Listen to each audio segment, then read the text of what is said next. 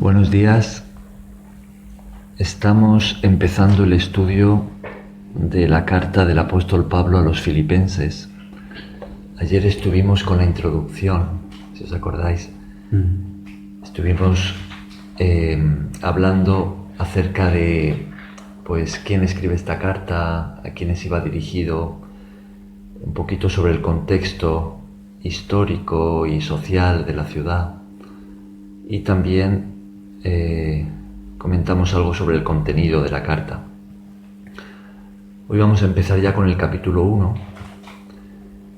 En este capítulo, lo primero con lo que nos vamos a encontrar es con la salutación, es decir, el saludo.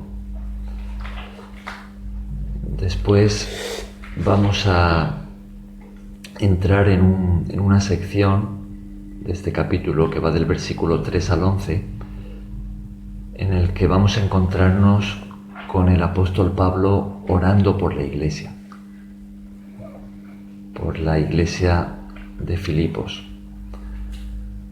Entonces vamos a prestar atención a los puntos principales en los que él se enfoca en la oración que él hace.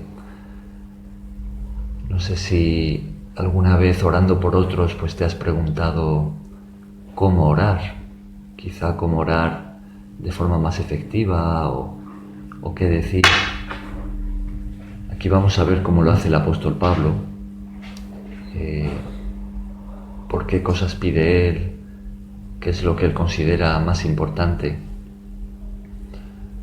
Y después ya entraríamos en otra sección del capítulo en la que él va a darle a la iglesia un informe acerca de su situación, acerca de su de cómo se encontraba él y cómo la obra de Dios estaba prosperando a pesar de sus circunstancias.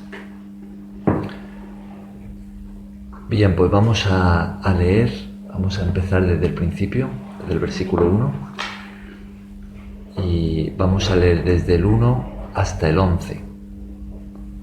Filipenses capítulo 1, versículos 1 al 11. Adelante, Hilda. Amén. Salutación. Pablo y Timoteo, siervos de Jesucristo, a todos los santos en Cristo Jesús que están en Filipos, con los obispos y diáconos, gracias y paz a vosotros. Gracia y paz. Gracia y paz a vosotros de Dios nuestro Padre y del Señor Jesucristo. Doy gracias a mi Dios siempre que me acuerdo de vosotros, siempre en todas mis oraciones rogando con gozo por todos vosotros, por vuestra comunión en el Evangelio, desde el primer día hasta ahora, estando persuadido de esto, que el que comenzó en vosotros la buena obra, la perfeccionará hasta el día de Jesucristo. Como me es justo sentir esto de todos vosotros, por cuantos tengo en el corazón y en mis prisiones y en la defensa y confirmación del Evangelio, todos vosotros sois participantes conmigo de la gracia, porque Dios me es testigo de cómo os amo a todos vosotros con el extrañable amor de Jesucristo. Y esto pido en oración, que vuestro amor abunde aún más y más en ciencia y en todo conocimiento, para que aprobéis lo mejor a fin de que seáis sinceros e irreprensibles para el día de Cristo, llenos de fruto de justicia que son por medio de Jesucristo para gloria y alabanza de Dios. Muy bien, hasta ahí. Bien, así comienza el apóstol Pablo esta carta. Como decíamos, lo primero con lo que nos encontramos es con ese saludo inicial, que es propio de las cartas, no solo del apóstol Pablo, sino de las cartas que se escribían en la época, que empezaban de esta manera, ¿no? Identificándose como el autor, el remitente de la carta, después mencionando a los destinatarios, y luego había como un saludo a modo de, pues de buenos deseos, ¿no? hacia aquellos a los que el autor les estaba escribiendo, ¿no? Entonces, bien, ya lo hemos dicho, pero vuelvo a preguntar, ¿quién es el autor de esta carta? Tal como encontramos en el versículo 1. Pablo, ¿no? El apóstol Pablo. Ayer os acordáis que estuvimos acompañándole en su viaje a Filipos cuando él viajó en su segundo viaje misionero, tal como encontramos en Hechos 16, que es luego a la iglesia a la que él va a escribir, ¿no? Claro, una iglesia que ya había crecido, ¿no? Porque cuando el apóstol Pablo estuvo allí, pues solamente eran unos poquitos, ¿no? Que se convirtieron, y luego pues eso fue creciendo, ¿no? Entonces escribe el apóstol Pablo, pero aquí aparece el nombre propio de alguien más. Timoteo. ¿Quién era Timoteo? ¿Os acordáis de él? Un joven, un discípulo. Un joven discípulo que acompañaba ¿a quién? A Pablo Silas. A Pablo y a Silas. Pablo, el libro de Hechos nos relata también en el capítulo 16 que antes de llegar a Filipos, el apóstol Pablo, pasando por, si no recuerdo mal, por Listra, por Derbe, bueno, una zona llamada Galacia, ¿no?, de Roma, pues allí es que le va a invitar a Timoteo a acompañarle, ¿no?, en su viaje, a acompañarle a él y a Silas. Probablemente Timoteo se convirtió en el viaje anterior del apóstol Pablo, que estuvo realizando su obra en esa región de Galacia, que hoy Galacia sería para nosotros la parte oriental de Turquía. Y probablemente allí se convirtió como un joven, ¿no? Y entonces en su segundo viaje misionero el apóstol Pablo vuelve a pasar por allí y le invita a acompañarle en su viaje, ¿no?, en su obra. Entonces durante gran parte de ese segundo viaje Timoteo pues va a estar presente, tal como leemos en el libro de Hechos. Y no solamente allí, sino vemos que va a ser alguien que va a desarrollar una relación muy estrecha con el apóstol Pablo. No solamente una amistad, sino también una relación de servicio, ¿no? Él va a desarrollarse no solo va a crecer como cristiano, sino también como siervo de Dios, ¿no?, como misionero. Así vamos a encontrar también que algunas de las últimas cartas que escribe el apóstol Pablo las va a dirigir a Timoteo. Y vemos en esas cartas, cuando las estudiemos, ¿no?, como Timoteo es alguien al que el apóstol Pablo le encarga, porque ya ha crecido, ¿no?, lo suficiente, pues la supervisión de la iglesia, ¿no?, y él ejercer labores pastorales, ¿no? Entonces, bien, pues aquí tenemos al apóstol Pablo escribiendo a los filipenses, y no solamente se pone así como remitente, sino que también menciona a Timoteo, ¿no? Bien, ¿cómo se identifica o cómo se identifican Pablo y Timoteo en esta carta? Como siervos de Jesucristo. Siervos de Jesucristo. Esto es interesante porque decíamos que el apóstol Pablo, ¿qué era?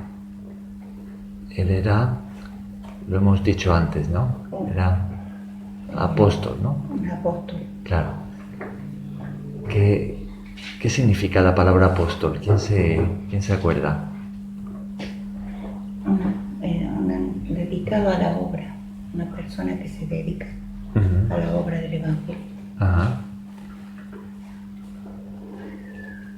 La palabra apóstol, de forma literal, significa enviado. Enviado. Es alguien escogido por Dios y enviado por Él para realizar una misión, ¿no?, en representación de Dios, ¿no?, o del Señor Jesucristo. Entonces los apóstoles fueron escogidos por el propio Jesús y enviados como autoridad representativa de Él, ¿no?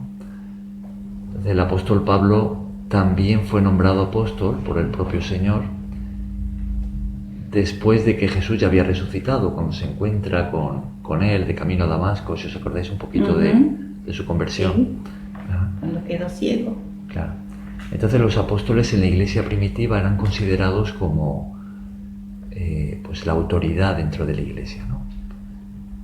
Los supervisores de la iglesia que velaban por el buen funcionamiento de la iglesia, por que la enseñanza fuese la correcta, un poco supervisaban las congregaciones, ¿no? Y también, por lo general, pues el poder de Dios los respaldaba con milagros, con señales, con sanidades. Entonces Pablo era un apóstol. De Timoteo no se nos dice que fuera apóstol, ¿no? No hay ningún lugar en la Escritura donde se le llame apóstol. A Pablo sí. Pero aquí no se identifican como apóstol, sino como siervo, siervos de Jesucristo, ¿no? Esto es muy importante porque por mucho título que uno pueda tener dentro de la iglesia, digamos, ¿no? Por mucho conocimiento o autoridad que uno pueda haber recibido dentro de la congregación, nunca deberíamos de olvidar que seguimos siendo siervos. Si olvidamos eso, entonces vamos a ejercer mal la autoridad. Eso, si os acordáis, lo estudiábamos en 1 de Pedro 5, acerca de cómo ejercer bien la autoridad. Entonces, si nos olvidamos que somos siervos de Cristo, entonces vamos a ocupar la posición del jefe, vamos a dedicarnos a mandar, quizá de una forma más parecida a un dictador, pero no vamos a hacerlo desde la humildad, sirviendo a las personas que están a nuestro cuidado. Sí, Gerardo. Cristian, de ahí, por ejemplo, que lo que miramos en nosotros, en la ONG, por decir algo, que estamos como siervos. O sea, siervos, yo pienso esta palabra siervos quiere decir servidores. Claro. Servir a la gente. Allí, por ejemplo, no hay un jefe. Yo creo que nosotros, como personas y como humanos que servimos, somos siervos, pero no realmente jefe, como dice Cristian. No tenemos que tener esa autoridad. Es que yo soy el que mando aquí, ¿no? Pero yo soy esto. Hombre, si habrá alguna persona que coordina, Claro. como todo, pero no como jefe no, porque eso ya no tiene mucha importancia. Claro. La autoridad es algo bíblico. O sea, Dios delega autoridad sobre... Pero orden. Claro. Tener orden. Claro. En las distintas, digamos, en los distintos ministerios o servicios, ¿no?, de la obra de Dios, pues siempre hay personas que pues tienen una función o un cargo de autoridad, ¿no? En la congregación pues hablamos de pastores y bueno, etcétera, ¿no? Pero lo importante es eso, es entender que la autoridad debe desempeñarse a través del servicio o de la, digamos así, de la actitud del siervo, desde la humildad, en amor, no desde el orgullo, desde la superioridad, ni tampoco con motivaciones egoístas, como por ejemplo por dinero, ¿no?, para aprovecharse de la situación, ¿no? Eso es muy importante de entenderlo. Entonces, Pablo se presenta aquí, tanto a él como a su compañero Timoteo, como siervos, ¿no? ¿Alguien se acuerda cómo se llamaba Pablo antes de su conversión? Saulo de Tarso. Tarso era su lugar de origen, ¿no? Y Saulo, pues se cambió el nombre, no sabemos muy bien cómo o cuándo, para llamarse Pablo. ¿Alguien sabe qué significa este nombre, Pablo? Piedra. No, eso es Pedro. Pedro. Pedro es piedra. Sí. ¿Y Pablo? ¿Qué significa Pablo? A lo mejor porque cogió una nueva vida. Ajá. Y él ya no quiso ser ni el nombre ni lo que era antes. No se cambió, cambió de vida, siguió al Señor y cambió también su nombre. Pienso que bueno, no. Eso lo vemos con algunos discípulos, ¿no? Que el propio Jesús les cambió el nombre, como por ejemplo a Simón, que le puso Pedro, ¿no? Pero ¿qué significa Pablo? ¿Alguien lo conoce el significado? Pablo significa pequeño. Eso significa Pablo, pequeño. Entonces, no sabemos en qué punto Pablo se cambió el nombre o adquirió ese nuevo nombre, pero es posible que fuera en su conversión, como vemos en el caso de otros discípulos. Y el nombre escogido fue pequeño, ¿no? En una de sus cartas, el apóstol Pablo escribe de sí mismo como el más pequeño de todos los apóstoles. De hecho, él llega a decir que ni siquiera merecía ser llamado apóstol, porque él había perseguido a la iglesia de Dios, ¿no? Pero que por la gracia de Dios, él era lo que era, ¿no? Entonces, esto es otro punto muy importante también, ¿no? De siempre recordar que por mucho que podamos ser en este mundo, es por la gracia de Dios, ¿no? Si nos salimos de la gracia de Dios, pues, ¿qué somos, no? Claro. Es importante tener en cuenta estas cosas, que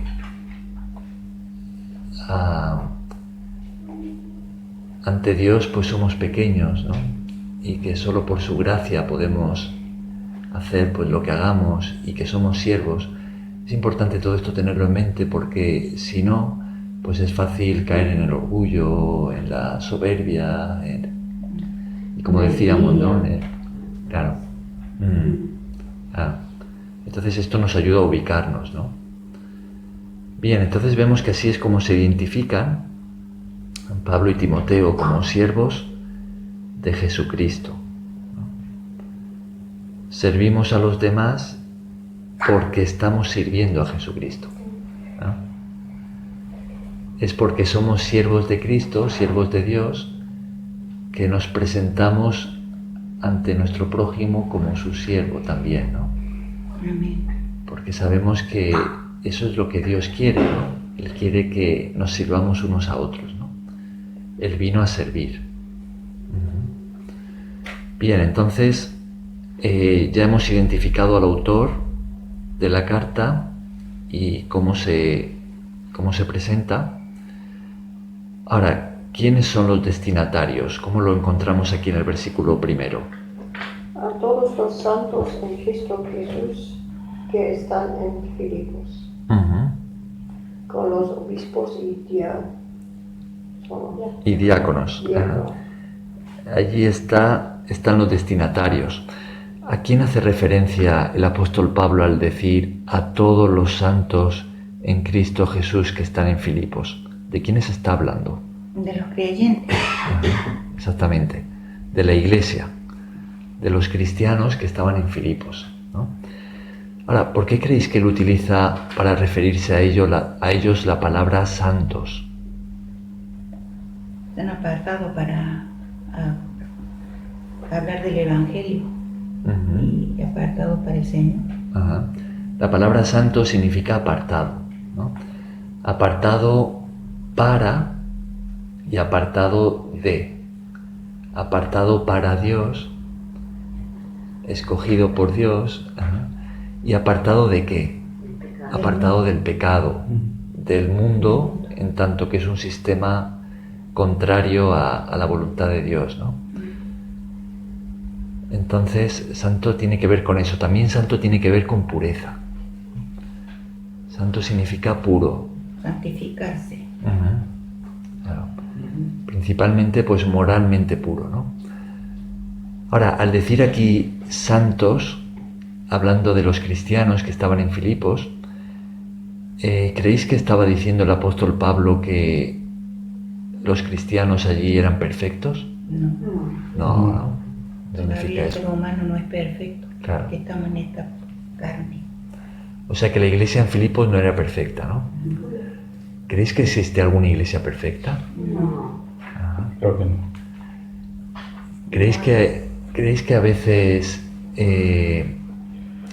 pasa eso de que uno se equivoca buscando, quizás sin saberlo, de forma inconsciente, perfección en la iglesia, y cuando se encuentra con los errores, con las cosas que están mal, pues entonces la tentación es de adoptar una postura más como de farisea, ¿no?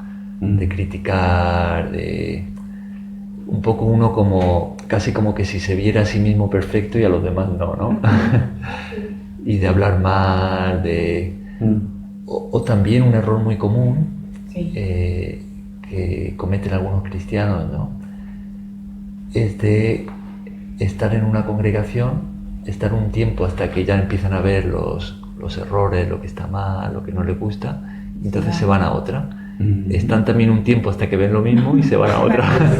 Están también ahí un tiempo y se van a otra. Y más porque que van a hablar, ¿no? De hecho. Claro, y ahí así se agravan. Claro. Por eso no me gusta, son cual. Claro. Eso es lo peor que. Claro. Quieren ser mirados como los grandes señores. Claro. Ahora, no significa que como cristianos no tengamos la libertad de cambiar de congregación si entendemos que Dios nos guía, así de esa manera, ¿no? Pero es muy importante siempre el examinar nuestras motivaciones, ¿no? El por qué, ¿no? A veces puede pasar eso, que sin darnos cuenta buscamos perfección, ¿no? Y perfección no vamos a encontrar en ninguna congregación, en ninguna iglesia. Sí, eso he notado en muchas personas que, por ejemplo, yo en esta iglesia llevo ya por lo menos 7 años, ¿no? Con ustedes. Y no sé, yo me he encontrado personas que me han dicho, pues yo ahí no vuelvo por esto, por lo otro. Así de claro, pero claro, yo les he dicho, no, mira, yo voy allí porque sí encuentro una fe verdadera. Yo, que vengo de iglesias, también de iglesia en iglesia, pues le digo la verdad, en esta iglesia he encontrado una fe verdadera. Por ejemplo, les he dicho, no, es que allí se predica el verdadero evangelio. Y a lo mejor por eso la iglesia no mantiene llena. Porque el ser humano estamos llenos de errores. Y allí vas a encontrar errores, como lo vas a encontrar en otra iglesia. Aparte de que yo vengo aquí, es porque la gente o el pastor o la pastora son personas que actúan bien y dicen lo que es. Entonces muchas de las veces también, eso también suele suceder, que a la gente no le gusta que les digan la verdad. Sí. Seguramente en todas las congregaciones vamos a encontrar personas con una fe verdadera y personas que quizá pues son más hipócritas o falsos hermanos, le llamaba el apóstol Pablo, ¿no? Bien, entonces vemos que aunque la iglesia en Filipos no era perfecta, el apóstol Pablo se refiere a ellos como santos, ¿no? Es muy interesante también esto porque a veces la tradición católica nos ha presentado los santos como aquellos, vamos a decir así, super cristianos, ¿no? Aquellos supercristianos que han existido en la historia y que por lo que han hecho pues han alcanzado la posición de santo, ¿no? Pero ese no es el concepto que encontramos en la Biblia. El concepto que encontramos en la Biblia es, primero de todo, que el único santo, propiamente dicho, es Dios y su Hijo Jesucristo. Pero a los cristianos también se les llama santos. Ahora, fijémonos que en el versículo 1 hay algo muy importante aquí que acompaña a la palabra santos. ¿Qué es? En Cristo Jesús. En Cristo Jesús. Es decir, que como cristianos no somos santos en nosotros mismos. Solamente somos santos en Cristo Jesús. Es decir, que es nuestra unión a Cristo Jesús lo que nos hace santos. Fuera de Él somos como todos. Seguimos teniendo una naturaleza humana que está corrompida, caída, pecaminosa, que nos sigue dando muchos problemas estando en Cristo, ¿no? Porque mientras tengamos esta naturaleza humana, pues siempre va a haber una constante lucha, porque nuestra naturaleza, la carne, ¿no? Es susceptible a ser tentada y nos quiere arrastrar al pecado, ¿no? Y a veces tropezamos. Pero es nuestra unión a Cristo Jesús lo que a los ojos de Dios nos hace santos. En Cristo Jesús, ¿no? Entonces, cuando abandonemos nuestra carne, cuando muramos, nuestro cuerpo se queda aquí, inmediatamente vamos a estar con Cristo, ¿no? Nuestro espíritu sale del cuerpo y va hacia Cristo, ¿no? Para encontrarse con Él. Y allí vamos a compartir su naturaleza. Porque todo lo que Él es pasa a nosotros. Estar en Cristo significa que somos unidos a Él, ¿no? Fusionados con Él en el Espíritu. El apóstol Pablo escribió en su carta a los Corintios que los que se unen a Cristo, un espíritu son con Él. Cristian, yo le puedo hacer una pregunta. ¿Es verdad que existe la reencarnación? No, no es verdad. Eso es falso, sí. Pero muchas personas escuchan decir que dicen, no, es que el espíritu de uno sale, pero se puede ir hacia otra persona. No. La Biblia dice, por ejemplo, en el libro de Hebreos, en el capítulo 9, creo que el versículo 27, dice que está establecido para los hombres que mueran una sola vez y después de esto el juicio. Que mueran una sola vez y entonces el juicio. Ajá, sí, pero por ejemplo de ahí de que, por ejemplo, o sea, que tenemos dos caminos. Que si estamos bien con Dios, si estamos haciendo las cosas bien, pues nos iremos a reunión con el Señor. Pero si hacemos las cosas mal, nos vamos a reunión con el diablo, al infierno. Claro. Digo yo. En realidad, todos como seres humanos pecadores, antes de conocer a Cristo, caminamos hacia el infierno, ¿no? Sobre todo ser humano pecador pesa una condena eterna, ¿no? Pero lo que hemos encontrado en Cristo es que Él, por amor a nosotros, haciéndose hombre, pagó por todos nuestros pecados en la cruz, resucitando al tercer día, y ahora nos ofrece perdón eterno a todos los que vengamos a Él. Entonces, sí, después de la muerte hay solamente dos destinos. Tampoco existe el purgatorio, eso tampoco es bíblico, ¿no? Hay solo dos destinos. Podemos entrar a la salvación, al reino eterno de Dios, o a la condenación eterna. Y la única puerta al paraíso, al reino de Dios, es Jesucristo. La única. Dios quiere que todos entremos allí porque Jesús murió por todos. Y Dios ofrece perdón y vida eterna a todos. Pero Él nos ha hecho seres libres y no va a violar nuestro libre albedrío, ¿no? Entonces, nosotros debemos arrepentirnos y creer en Jesucristo para ser salvos. Bien, entonces... Y otras confesiones, otras religiones. Hay buena gente entre ellos que no conocían a Jesús, budistas. Sí. ¿Qué significa ser buena gente? ¿Qué significa eso? ¿Qué significa? Que trata a su prójimo como a sí mismo y corresponde a 10 mandamientos, por ejemplo. Que los cumple todos. Pero sí. no conoce a Jesús. ¿Tú crees que existe alguien que cumpla los 10 mandamientos a la perfección? Bueno, nosotros también. Vosotros... Ni siquiera nosotros siendo cristianos lo hemos cumplido a la perfección. Sí, eso es lo que digo. Claro. Esa es la cosa. La cosa es que cuando hablamos de una persona buena, es importante tener en cuenta qué parámetros utilizamos para definir que alguien sea bueno o no lo sea. No, yo digo de las naciones que no son cristianos. Claro, sí. La cosa es esta, la cosa es que la realidad que nos presenta la Biblia es que toda la humanidad ha pecado. Todos, sin excepción. Claro. Entonces, a los ojos de Dios no hay ninguno bueno. De hecho, tenemos una historia así en la Biblia. Cuando se le acerca al joven rico, a Jesús, Jesús le dice, solo hay uno bueno que es Dios, ¿no? Entonces, claro, si pensamos en entrar al cielo por ser bueno, nadie podría entrar. Entonces, la única esperanza que tenemos es que nuestros pecados sean perdonados.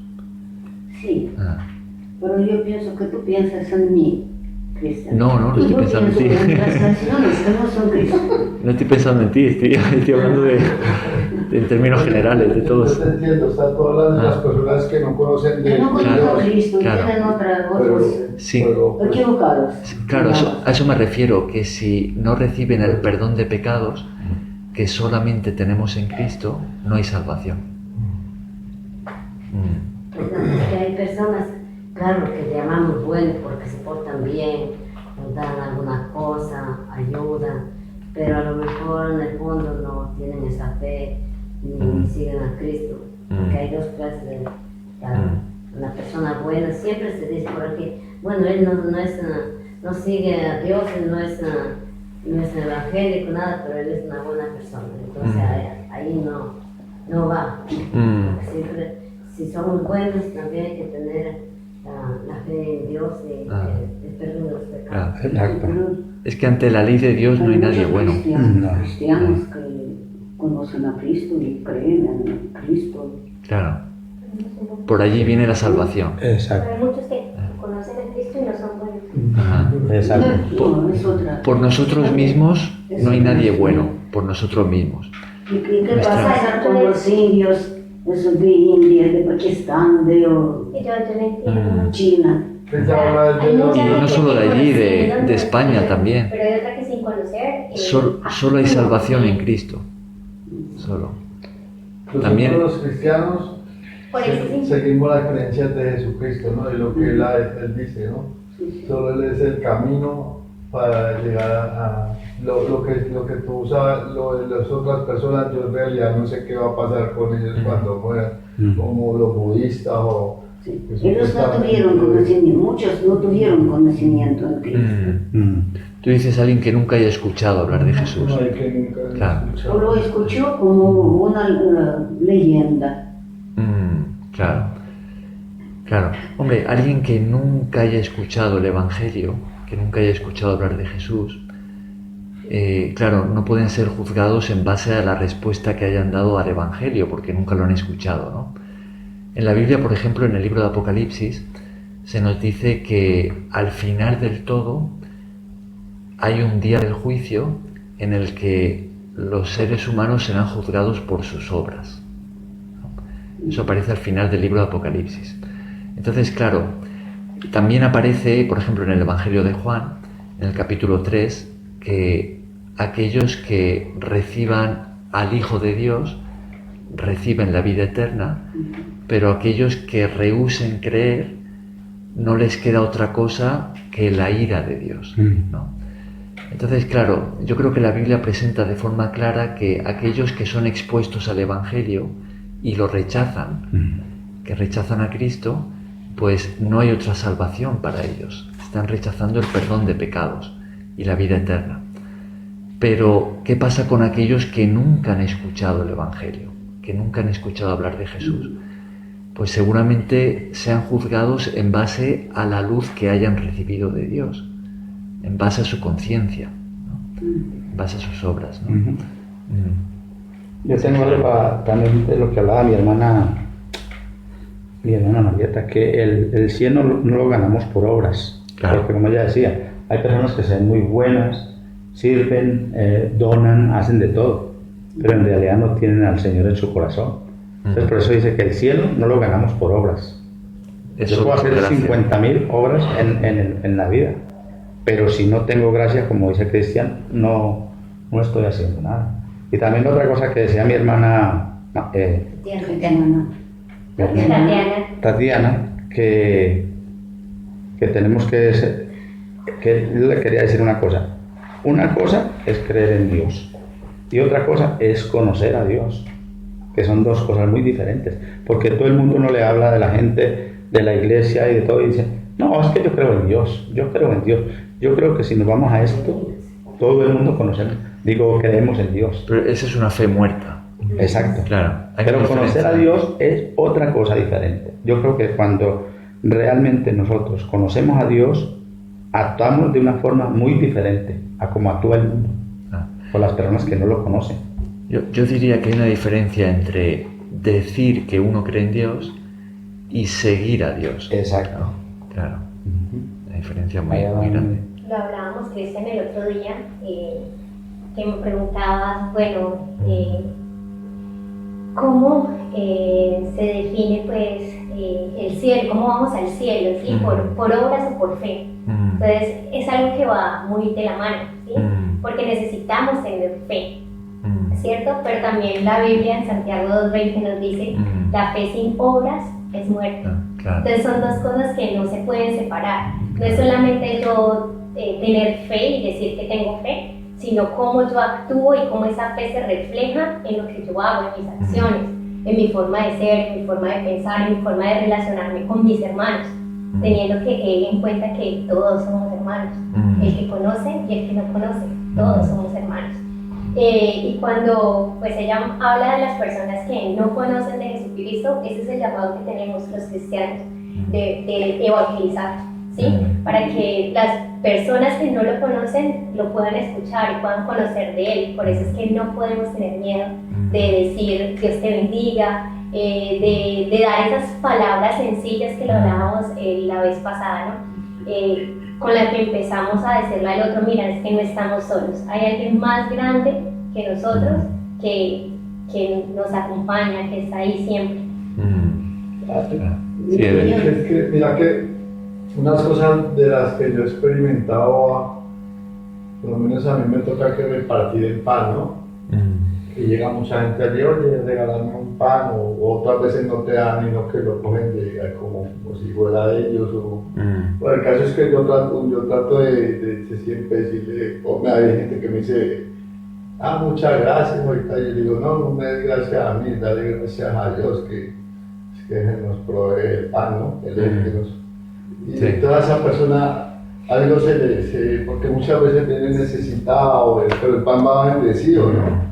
Digámoslo así, lo bendice uno para que sea algo bendecido. Para mí el pan es algo sagrado y algo le va a la persona en su aunque tú no alcances a predicar, ¿no? A profundizar con él. Es como una semillita que se... Eso, claro, algo se queda así. ahí, claro. Sí. Hay dos puntos muy importantes aquí, ¿no? Que estamos tocando. Uno es el tema, estamos hablando de la salvación, ¿no?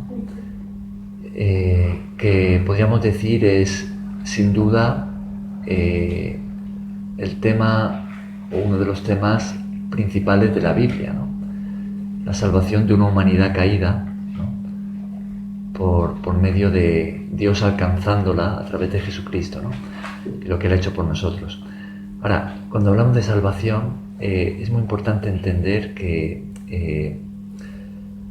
si somos o podemos ser salvos, es por lo que Jesús ha hecho por nosotros. Es por su muerte en la cruz, por nuestros pecados y su resurrección. O sea, nosotros no tenemos la capacidad de salvarnos a nosotros mismos. No podemos. Ni por lo que hagamos, ni por lo que tengamos, ni porque somos pecadores. Entonces necesitamos un Salvador. Y ese Salvador es Jesús, ¿no? Entonces es por lo que Él ha hecho por nosotros que podemos ser salvos, ¿no? Ahora, también es importante entender que hay una diferencia entre decir que uno cree, ¿no? Yo creo en Dios, ¿no? Santiago dice que los demonios también creen y tiemblan, ¿no? Hay una diferencia entre decir que uno cree. Si uno cree, pero no hay un cambio de vida, eso Santiago lo llama una fe muerta, ¿no? Esa no es la fe bíblica salvadora. La fe bíblica es la que entiende que uno no se puede salvar a sí mismo, que confía solamente en Jesucristo para su salvación y que eso le va a llevar a vivir una nueva vida, a arrepentirse de corazón de su pecado, ¿no? Entonces, esa es la fe bíblica salvadora, ¿no? Entonces, sí, la fe auténtica siempre va a venir de la mano de un cambio de vida, siempre, ¿no? Si no hay un cambio de vida, por mucho que uno vaya a la iglesia o ejerza ciertos ritos religiosos, pues lo que tiene es una fe muerta, es una creencia mental hasta cierto punto, y cuando las cosas se pongan difíciles, pues no tendrá problema en abandonar su fe. Claro, eso es importante de entenderlo, ¿no? Ahora, el otro punto muy importante que estamos tocando es el de lo que llamamos la Gran Comisión, ¿no? Es como decías tú, Carolina, ¿no? De que es muy importante recordar, tener en cuenta, tener presente que Jesús, nuestro Señor, nosotros que somos sus discípulos, Él nos ha encargado la misión, la gran tarea de llevar su mensaje de salvación a todas las personas por todo el mundo, ¿no? Le llamamos predicar el Evangelio. Esa es nuestra misión aquí en la tierra. Entonces, esas personas que no han escuchado, que no conocen, es responsabilidad nuestra de llevarles el mensaje de salvación, porque Dios quiere salvar a todos, ¿no? Entonces, eso es muy importante también de tenerlo en mente. Y podemos hacerlo pues donde estamos, ¿no? En la ONG, en nuestros vecindarios, en nuestra ciudad, ¿no? En el bus, en donde sea. Claro. Y yo creo que para eso es este espacio, ¿no? Para no prepararse y tener herramientas para poder llegar a las personas. O sea, yo vengo aquí a aprender es por eso. Porque yo digo, bueno, sí, yo puedo hablar desde Carolina. Yo no quiero hablar desde Carolina.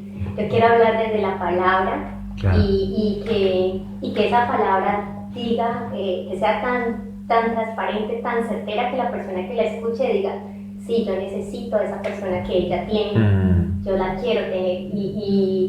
Y mira que es en todos los lugares. O sea, ayer estaba aquí afuera sentada con la niña, estaba un poquito y después estaba con mi hija y se me acercó una señora de las que estábamos ahí en el reparto, y ella venía agobiada, yo creo que odiaba a todo el mundo, odiaba como todo el mundo, y se sentía esa energía pues de ella, esos sentimientos, y yo decía, Señor, si te conociera, aunque te permitiera un poquito, sabría que no necesitamos tener muchas cosas, es más, no necesitamos nada. El gozo del ser humano viene de Dios, ¿sí? Así no tengamos nada, yo sonrío, yo soy feliz, yo doy gracias por todo, porque ese gozo no me lo da el mundo, no me lo da un libro, un carro, no me lo da Dios, que está en mi corazón. Entonces ya después de escucharla, de que ella se desahogara, que ella habló de todo el mundo y de Raimundo, yo le dije, yo te invito a la iglesia, ¿por qué no vienes? Y te das cuenta de que no vas a estar solo, que hay una persona más grande que quiere ayudarte y que quiere estar contigo, pero ven y conoce. Entonces se quedó como que, sí, como que está. Yo no tenía una palabra para decirle a ella, mira, no le puedo contar toda mi historia de vida, sí, en ese momento no era oportuno, claro, por todo lo que ella traía consigo, pero ella sí necesitaba un lugar a donde llegar. Claro. Entonces yo le dije, las puertas de la iglesia están abiertas, claro, estamos los domingos, ven y verás que vas a sentir algo diferente, pues vas a sentir que no estás solo. Eso es muy importante. O sea, son pequeñas cosas que de pronto esta persona sí ha escuchado de un Dios, pero no de un Dios verdadero. Porque si ella hubiese escuchado de un Dios verdadero, no estaría tan agobiada y con tanto odio en su corazón. Claro. Entonces, mira, es para eso que nos preparamos, ¿no? Para decir, mira, Dios hace, Dios, o sea, Él sí es. Sí, eso es muy importante. Invitar a alguien a la iglesia, incluso invitarle a los devocionales, ¿no?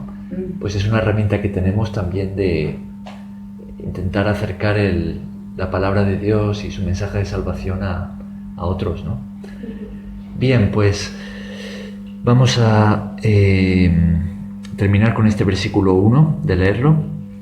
Hemos dicho, hablando de los destinatarios, que son llamados los cristianos en Filipos santos en Cristo Jesús, ¿no?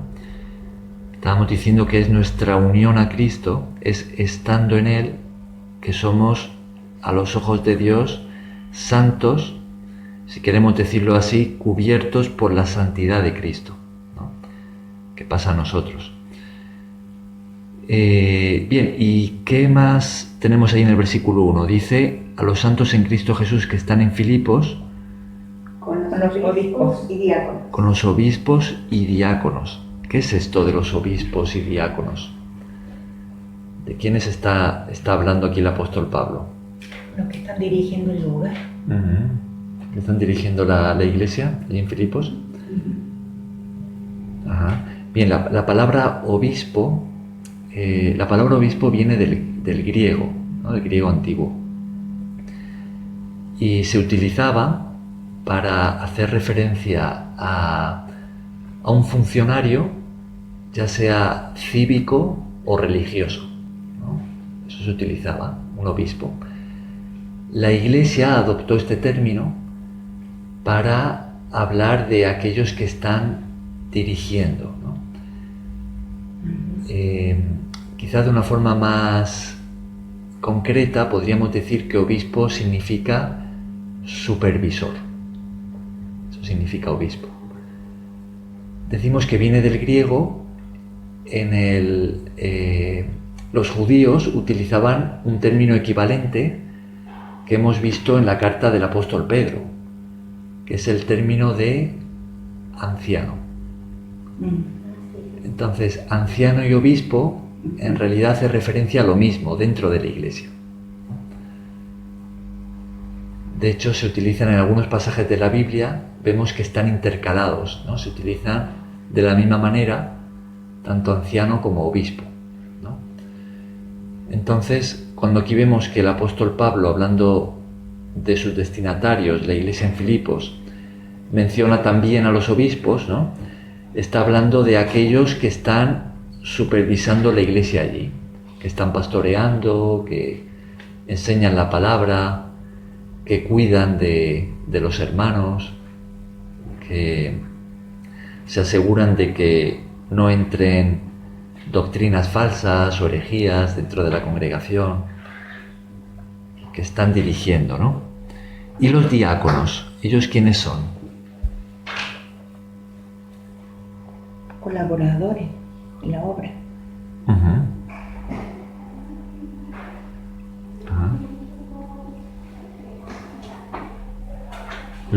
La palabra diácono significa el que sirve, ¿no? El que sirve.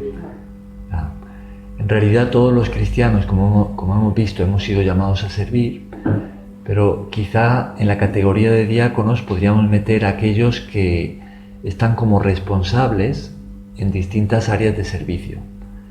Tenemos un caso, por ejemplo, en el libro de Hechos, en el que vemos cuando allí en Jerusalén, cuando vemos que la iglesia está creciendo y vemos que surge ahí un problema con el tema de la repartición de alimentos, porque la iglesia desde su comienzo tenía realizaba una labor de ayudar con alimentos a los hermanos más necesitados, ¿no? No solamente con alimentos, también con dinero.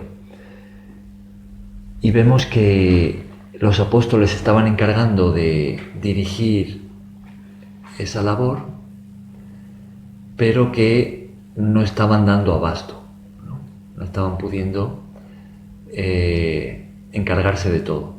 Entonces ellos van a nombrar, o de hecho la propia iglesia participó en el nombramiento de, si os acordáis, en principio pues eran 7 hermanos que se iban a encargar de dirigir la repartición de alimentos y la ayuda que se le daba a los necesitados dentro de la iglesia. Había mujeres que servían también. Eso también, eso lo vemos en la carta a Timoteo. Sí. A las viudas, ¿no? Entonces, ahí podríamos hablar de diáconos. Personas que se van a encargar de realizar cierto servicio o quizá de dirigirlo, de coordinarlo, ¿no?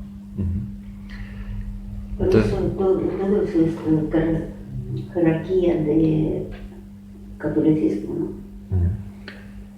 El catolicismo lo usa quizá de otra manera, ¿no?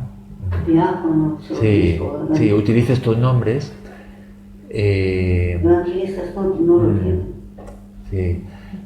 Algunas iglesias evangélicas sí, se utilizan estos nombres, otras no. ¿Aquí no?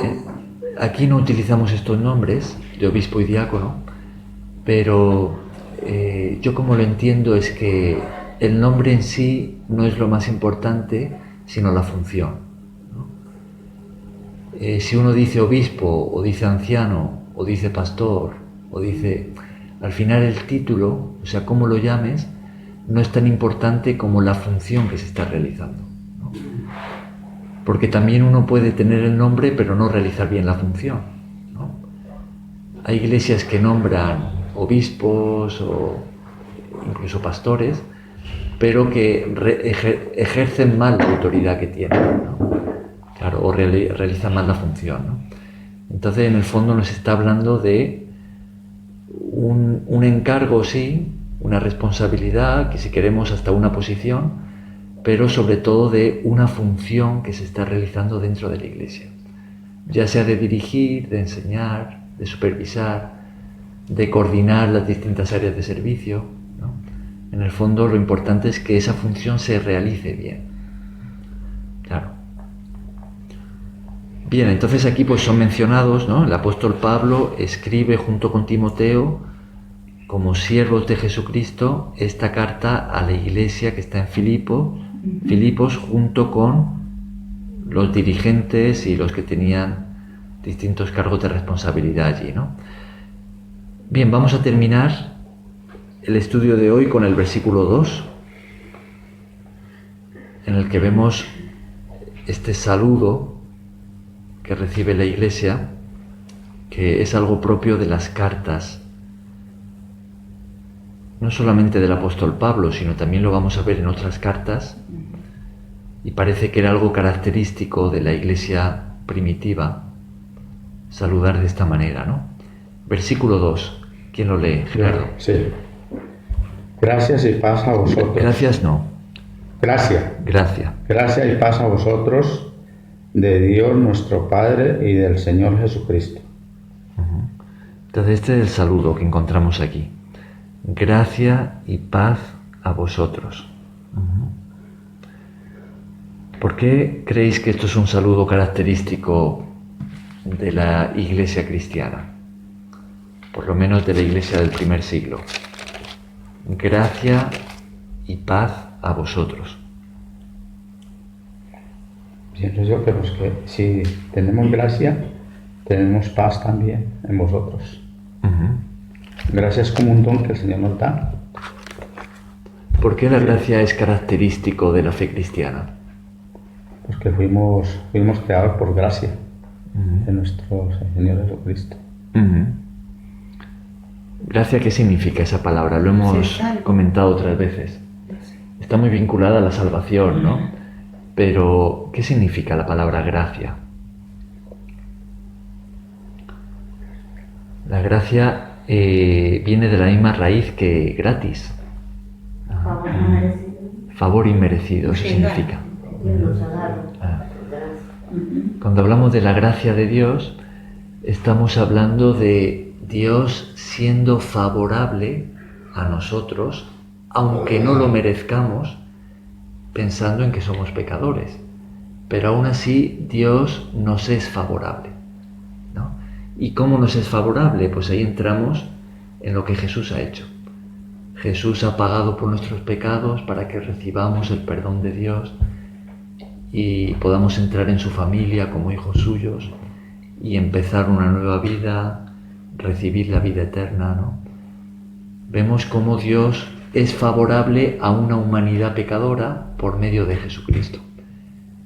Esa es la gracia de Dios.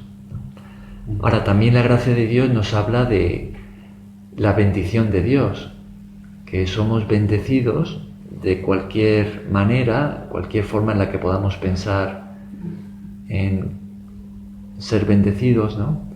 Somos bendecidos por Dios. Eso también viene de su gracia, ¿no? También viene de su favor hacia nosotros.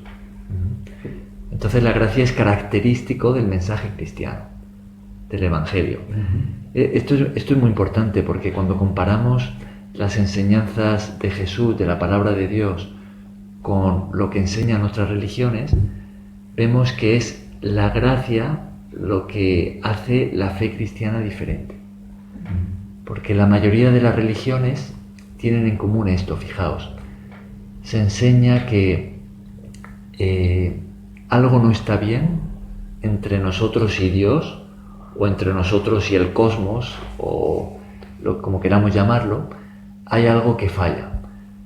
Entonces, para arreglar eso, ¿no?, necesitamos hacer ciertas obras, ciertas buenas obras para solucionar el problema. Ya sea, por ejemplo, en el Islam, pues están los 5 pilares del Islam, ¿no?, que hay que hacer para que Dios sea favorable a nosotros. Y aún así no hay seguridad de salvación, porque luego las obras buenas y las malas se pondrán en la balanza. Eso es lo que creen los musulmanes, ¿no? Y Dios dirá, bueno, si pesan más las obras buenas, pues salvación; si pesan más las malas, condenación, ¿no? Si pensamos en los otros tipos de fe, pues siempre vamos a encontrar algo así. Es como ciertas obras y ritos que tenemos que hacer para arreglar eso que está mal entre Dios y nosotros, o entre el cosmos y nosotros. Pero la Biblia enseña algo muy diferente. Sin quitarle peso, como estábamos diciendo antes, a las buenas obras, al cambio de vida, la Biblia enseña que nosotros, por mucho que hagamos en nuestra propia capacidad, no podemos solucionar el problema que tenemos con Dios, que es el pecado. Entonces es la gracia de Dios lo que nos va a traer la solución. Y la solución se llama Jesucristo. Claro. Entonces Él hace lo que nosotros no podemos hacer. Y paga en la cruz por nosotros. Y entonces es por su gracia que podemos ser salvos. Y también por medio de la fe, ¿no? Porque como dice en el versículo que dice que por gracia somos salvos por medio de la fe. Claro. La gracia de Dios se recibe por medio de la fe. Por medio de la fe en Jesucristo. Bien, entonces vemos que la gracia es característica del mensaje bíblico. Y también tenemos ahí otra palabra. ¿Cuál es? Paz. Paz. ¿En qué sentido diríais que la paz también caracteriza el mensaje cristiano, el Evangelio? Sí. Paz significa la fe completa en Dios. Tú pones todas tus preocupaciones en Dios y estás en paz. Contigo y con otro. Así yo comprendo. Estar en paz con Dios es cuando uno tiene al Señor en Jesucristo en nuestro corazón. Entonces estamos en paz con Dios. Recibir la gracia de Dios produce paz en nosotros. De hecho, nos lleva a la única verdadera paz.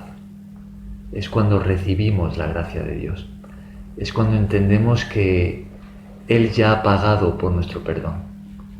Entonces podemos tener paz en nuestra conciencia, paz en nosotros y paz unos con otros también, ¿no? Paz con Dios, paz con nosotros mismos y paz unos con otros.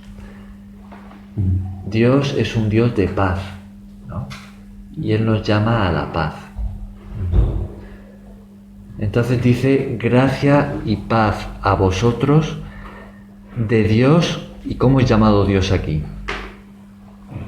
El Padre, nuestro Padre. Dios nuestro Padre. ¿Y Jesucristo cómo es llamado? El Señor. Y del Señor Jesucristo. El Señor Jesucristo. Recordamos que la palabra Cristo significa Mesías. Entonces Jesucristo es Jesús el Mesías.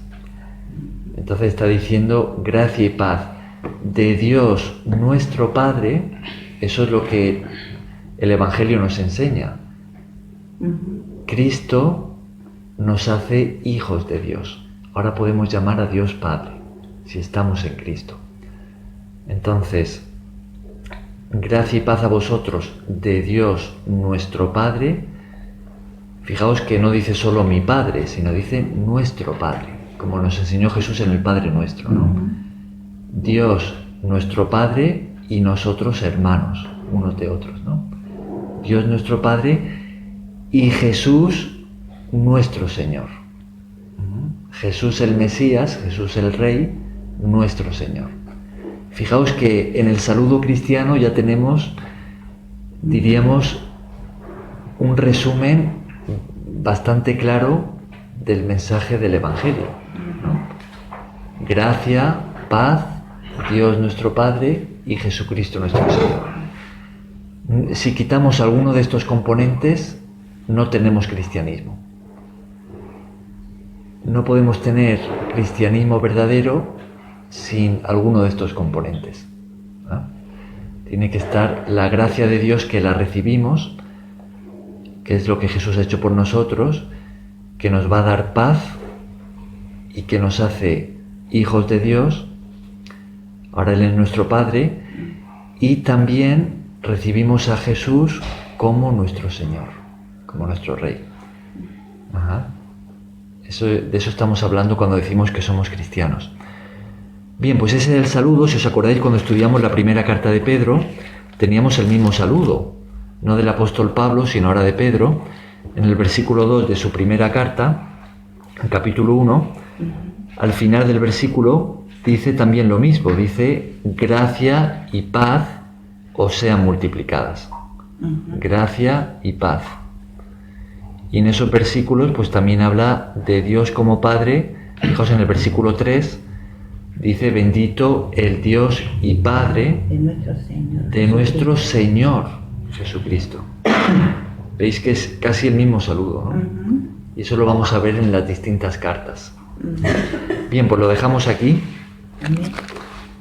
Y el próximo día ya continuaríamos, como decíamos al principio del estudio de hoy, entrando en esta sección que abarca los versículos 3 al 11, en el que vamos a estudiar en detalle esta oración que hace el apóstol Pablo por los cristianos, más concretamente por la iglesia de Filipos.